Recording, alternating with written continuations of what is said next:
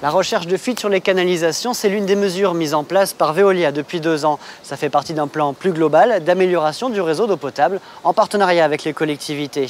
L'entreprise, vous allez le voir, travaille également à la source pour perfectionner certains captages. Et tout ça dans un seul but, optimiser la ressource. Regardez.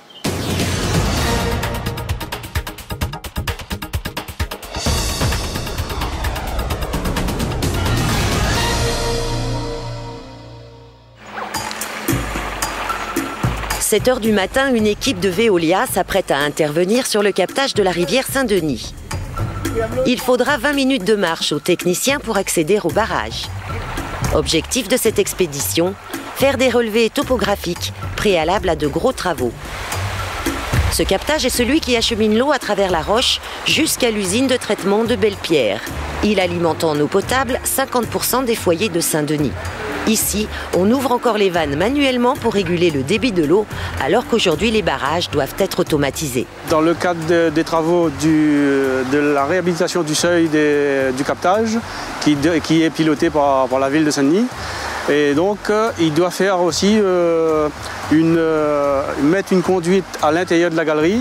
Et aujourd'hui, il y a une équipe topographique qui vient faire des mesures topo tout le long de la galerie du captage, qui mesure à peu près 2 km. Actuellement, l'eau est acheminée dans le captage, mais à l'état brut.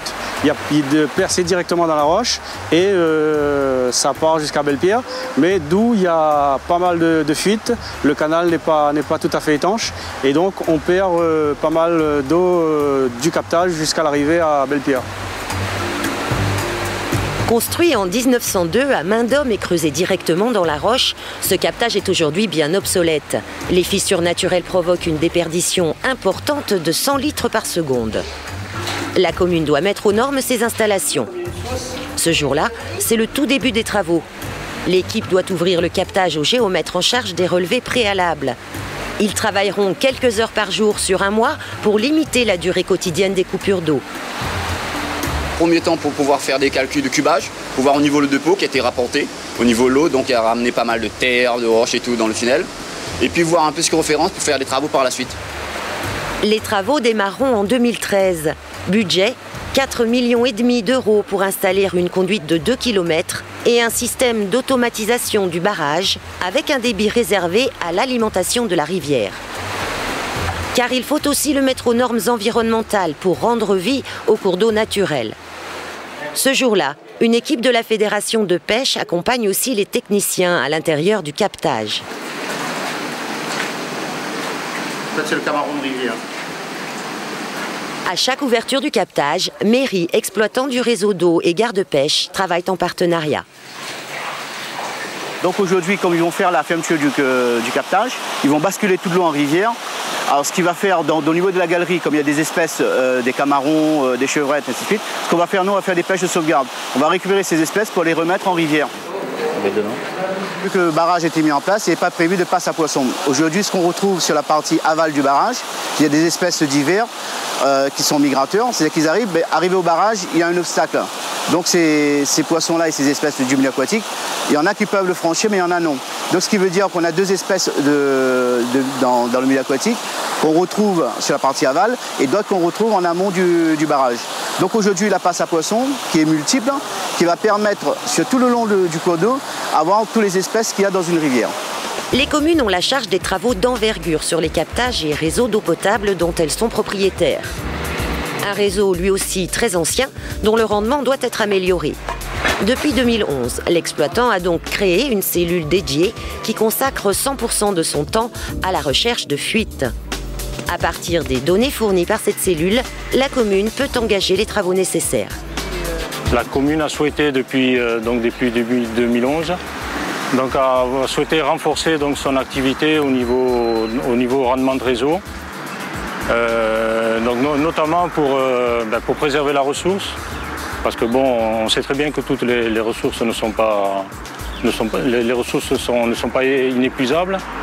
Et vu que la population continue de s'accroître et les demandes de branchement continuent de s'accroître également, donc cette cellule a été créée spécialement pour travailler dans ce domaine-là.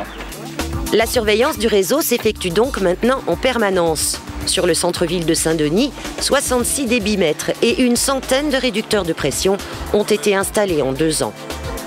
L'équipe intervient ce jour-là sur le quartier de Bois de Nèfles. Le débitmètre a révélé une déperdition de 10 mètres cubes par heure. Pour cela, les agents utilisent un système radio d'identification par vibration sur le réseau. En fait, après avoir ciblé un petit peu la zone fuyarde, on va disposer sur le réseau de capteurs de bruit. On appelle ça des enregistreurs de bruit, et donc de type focus, qu'on va installer directement même sur la canalisation principale. Donc ça se met au niveau des bouches à clé, comme ceci. Les enregistreurs de bruit sont programmés à l'avance. Par la suite, on va laisser les enregistreurs travailler toute la nuit, entre 1h et 3h du matin. Et le lendemain, il y aura un relevé. Donc on va pouvoir contrôler tous les 200 mètres sur de la fonte, spécialement. Mais si c'est sur du plastique, on va pouvoir contrôler ça tous les 50 mètres. C'est préférable pour avoir un meilleur résultat.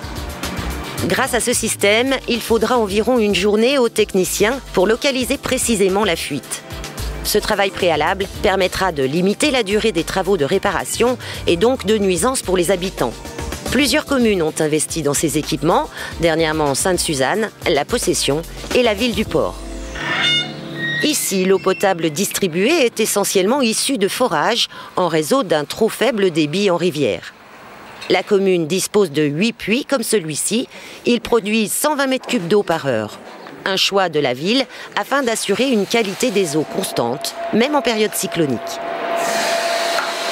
L'intérêt de l'eau de forage, c'est que c'est une eau assez propre, qui est quand même de bonne qualité. On a moins de traitement par rapport aux eaux de captage justement qui sont chargées en matière qui découle. Donc l'eau de forage est quand même filtrée par les éléments au sol. Puis nous, on récupère ça propre dans les nappes souterraines. On surveille particulièrement la conductivité sur les eaux de forage, puisqu'on a quand même un peu de remontée d'eau de mer par la nappe souterraine. Donc on surveille en continu le taux de conductivité dans l'eau. En dehors de ça, on vérifie quand même ponctuellement la turbidité, le pH et d'autres paramètres sur la qualité de l'eau. On a quand même des contrôles plus poussés par moment avec les organismes, soit la DRAS ou l'Office de l'eau.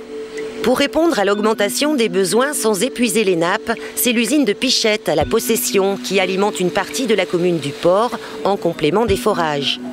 Elle dessert également 2 tiers de la commune de La Possession. Mise en service en 2011 suite au chantier du basculement des eaux d'est en ouest, elle traite l'eau venue de Mafat par un système de microfiltration. L'eau va passer à travers la membrane qui se trouve ici. À l'intérieur, on a des microfibres. On a 15 000 fibres à l'intérieur de la membrane. Et donc l'eau va passer à l'intérieur de chaque fibre. C'est comme une paille. Donc l'eau brute va passer à travers la fibre, donc par des micropores là qu'on ne voit pas à l'œil nu. Et l'eau filtrée va ressortir à l'intérieur. Et ensuite ça va partir dans le réservoir d'eau potable.